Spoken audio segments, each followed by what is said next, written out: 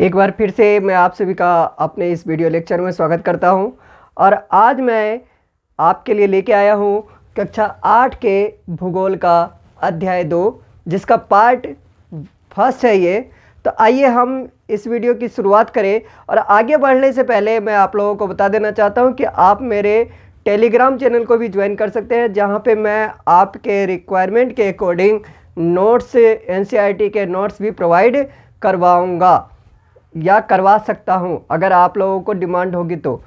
ठीक है, वैसे नोट्स जो है ना खुद प्रिपेयर करें तो ज़्यादा बढ़िया है, क्योंकि खुद के प्रिपेयर किए हुए नोट्स से ज़्यादा यूज़फुल होते हैं। तो उम्मीद है कि आपको मेरी बातें समझ में आई होंगी। तो आइए हम शुरू करें आज की वीडियो। तो सबसे पहले हम लोग मानचित्र में देखते हैं। अब जैसे देखिए, ये वाली जगह है जहाँ पे ये है तंजानिया, और ये वाली जगह है न्यूजीलैंड। तंजानिया में एक लड़की रहती है जिसका नाम है माम्बा। और ये क्या करती है, प्रतिदिन सुबह उठकर, अब ये देखिए, अब यहाँ के बारे में मैंने आपको बताया। अब इसके बाद की बातें अगर हम लोग करें तो तंजानिया जो कि अफ्रीका के छोटे से एक देश है, छोटा सा देश है। और वहीं पे एक छोटे से गांव है जहाँ पे एक लड़की है जिसका नाम है माम्बा। वह डेली जल्दी उठ के बहुत दूर जाती है और उसके बाद जन वहाँ से पानी लाके अपनी माँ का हाथ बटाती है। और उसके बाद उसके भाई की अगर बात करें तो उनके भाई भेड़ बकरी इत्यादि पालने का काम करते हैं। वहीं पे दूसरी जगह है न्यूजीलैंड, जैसा कि मैंने दिखाया था मानचित्र में इस तरफ, जो कि एक ब्लू कलर का सर्कल किया हुआ था। तो इधर न्यूजीलैंड है मानचित्र में। तो वो जो है ना, वहाँ का पे एक रहता है पीटर, जिसका काम है वो भेड़ पालन का उसका काम होता है। और माम्बा की अगर बात करें तो माम्बा के पिता बहुत ही मेहनत के बाद सेम और वो मक्का की खेती बड़ी ही मुश्किल से कर पाते हैं, जिससे उनका गुजारा भी बड़ी मुश्किल से होता है। और वही पीटर के पिता की अगर बात करें तो वो भेड़ पालन का एक कारखाना खोल रखे हैं और वहाँ से उनका गुजारा चलता है। बहुत अच्छी तरीके से, अच्छे विद्यालय में भी वो पढ़ता है और इस तरीके से उनका काम चलता है। अब यहाँ पे आपको बता दूं कि ये दोनों जो है ना, माम्बा और पीटर, ये दोनों अलग अलग जगह पे रहते हैं। एक रहता है तंजानिया जो कि अफ्रीका में है। अब एक बार फिर से इसकी स्थिति अगर हम लोग देखें तो ये देखिए, ये है आपका तंजानिया का, और ये है क्या, इक्वेटर, यानी कि भूमध्य रेखा। ये यहाँ पे आप देख रहे होंगे, ये देखिए, ये है, ये जो लाइन है इसके नीचे है तंजानिया, यानी कि भूमध्य रेखा के पास है।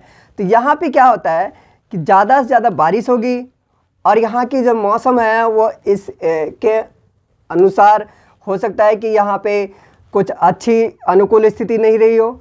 और ये जो न्यूजीलैंड है वो बिल्कुल एक द्वीपीय देश है, द्वीप वाला देश है। द्वीप किसे कहते हैं, तो वह भूस्थल जो चारों तरफ से पानी से घिरा हो उसे क्या कहते हैं, द्वीप कहते हैं। तो यहाँ पे क्या होता है, भेड़ पालन का काम कर रहा है पीटर के परिवार वाले, और यहाँ पे ये क्या हो रहा है, बड़े मुश्किल से अपना गुजारे के लायक कृषि कार्य कर पाते हैं। तो अब आगे की अगर हम लोग बात करें तो आखिर भूमि पे वितरण की, तो भूमि के जनसंख्या वितरण की अगर हम लोग बात करें, जनसंख्या वितरण की, तो 90% जनसंख्या सिर्फ 30% भूमि पे रहते हैं। यानी कहने का मतलब यह है कि अगर हम लोग मान लें कि हमारे पास 100 किलोमीटर ज़मीन है, तो 100 किलोमीटर ज़मीन में सिर्फ 30 किलोमीटर ज़मीन में 30 किलोमीटर के लैंड में 90 आदमी रहते हैं। 30 किलोमीटर की ज़मीन पे 90 लोग रहते हैं, जबकि जो बाकी जो बचा 70% जो 70 किलोमीटर जो जगह बची, वहाँ पे लगभग 10 लोग ही रहते हैं। 100 में से 10 लोग ही रहते हैं। यानी कि या तो वहाँ पे जनसंख्या बहुत ही कम है या बिल्कुल ही निर्जन है। निर्जन का मतलब होता है जहाँ पे कोई भी नहीं रहता हो। तो उम्मीद है कि आपको ये समझ में आई होगी। अब ये 90% जो जनसंख्या रहती है वो कहाँ रहती है? तो मैदानी भाग में। मैदानी भाग में क्यों रहती है? तो क्योंकि यहाँ पे नदी घाटी क्षेत्र है। नदी घाटी क्षेत्र है। नदी घाटी क्षेत्र होने के कारण ये क्या है? उपजाऊ है, और यहाँ पे सड़कें, पुल इत्यादि बनाना भी आसान है। तो इसलिए यहाँ पे 90% जनसंख्या रहती है। 10% जनसंख्या कहाँ रहती है?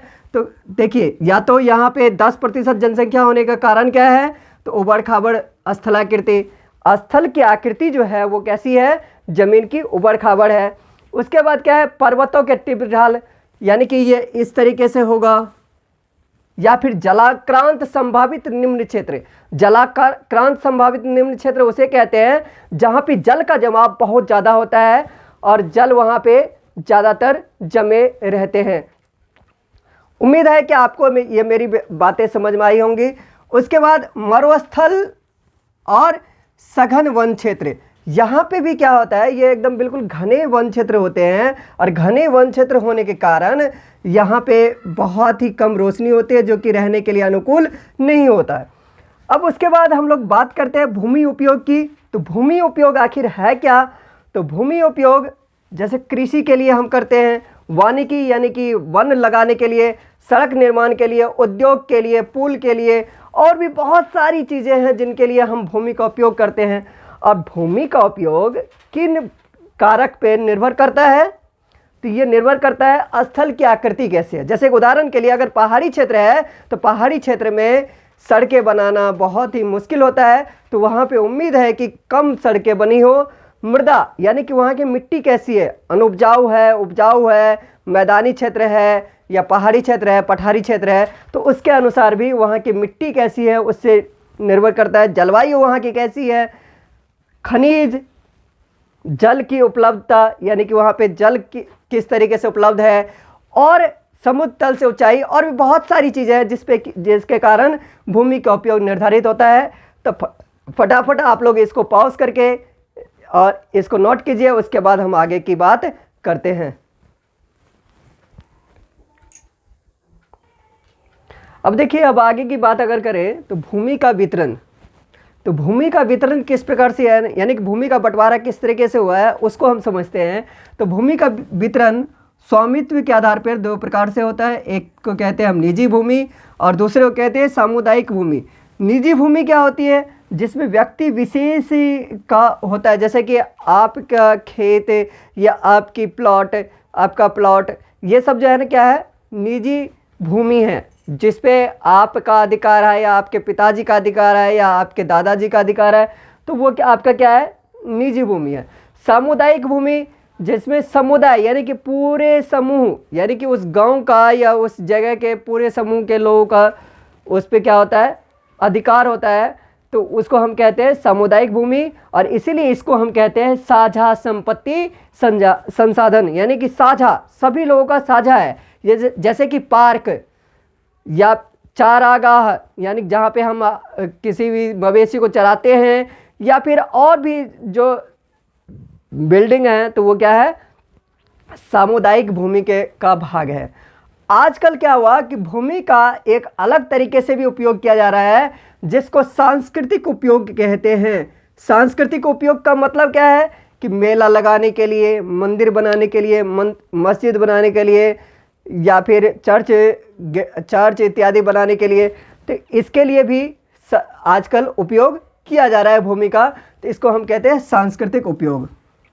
अब देखिए क्या हो रहा है कि या तो निर्माण कार्य करते हैं हम, या फिर कृषि कार्य करते हैं, यानी कि बढ़ती हुई जनसंख्या के कारण हमें ज़्यादा से ज़्यादा कृषि कार्य करने की आवश्यकता पड़ रही है, जिसके कारण क्या हो रहा है कि कृषि और निर्माण के संबंधी गतिविधियों के कारण आज निम्नीकरण हो रहा है। निम्नीकरण का मतलब यह है कि भूमि का कटाव हो रहा है, भूमि की उपजाऊ शक्ति कम हो रही है, भूमि की जल को धारण करने की क्षमता कम हो रही है, और भूस्खलन यानी कि भूमि का समान रूप से उसके शैल का, मलबा का टूट के बिखर जाना भूस्खलन कहलाता है। भूस्खलन हो रहा है, मृदा अपरदन हो रहा है, यानी कि मिट्टी का कटाव हो रहा है, मरुस्थलीकरण हो रहा है, यानी मरुस्थल में बदल रहा है, और भी कई तरह के खतरा मंडराते रहते हैं।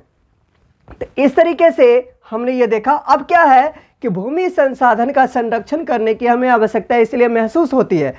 भूमि संसाधन का संरक्षण हम कैसे कर सकते हैं? तो अभी हम क्या कर रहे हैं? विनाश कर रहे हैं। जैसे कि आप क्या कर रहे हो? जंगल का सफाया ही सफाया कर रहे हो। तो उसके जगह पे क्या करो? वानिकी को आप बढ़ावा दे सकते हो, यानी कि वन लगा सकते हो, पेड़ पौधे लगा सकते हो। साथ ही साथ आप जो है ना ये कह सकते हो कि जो उर्वरक है, उर्वरक यानी कि खाद है, फर्टिलाइजर्स है, उसका कम से कम उपयोग करें। और क्या कर सकते हैं? तो बहुत ज़्यादा जो अतिचारण जिसको कहते हैं, ज़्यादा से ज़्यादा मवेशी को चराते हैं, उससे बचना होगा। तो इस तरीके से हम क्या कर सकते हैं कि भूमि संसाधन का संरक्षण कर सकते हैं, यानी कि उसकी सुरक्षा कर सकते हैं। उम्मीद है कि आज क्या ये टॉपिक आप लोगों को समझ में आया होगा। तो अभी के लिए फ़िलहाल मैं अपनी बातों को यहीं पे रोकता हूँ और उम्मीद है आपको ये पूरी बातें समझ में आई होंगी। आपको ये वीडियो कैसी लगी कमेंट करके अवश्य बताएं और ज़्यादा से ज़्यादा लोगों तक शेयर करें। और मिलते हैं अगले भाग में अगले विषय यानी कि मृदा के साथ। मृदा के बारे में जानेंगे और मृदा किस प्रकार से बनती है इसको जानेंगे, और साथ में मृदा के विभिन्न प्रकार के बारे में भी जानेंगे। तब तक के लिए have a nice day, take care, take safe.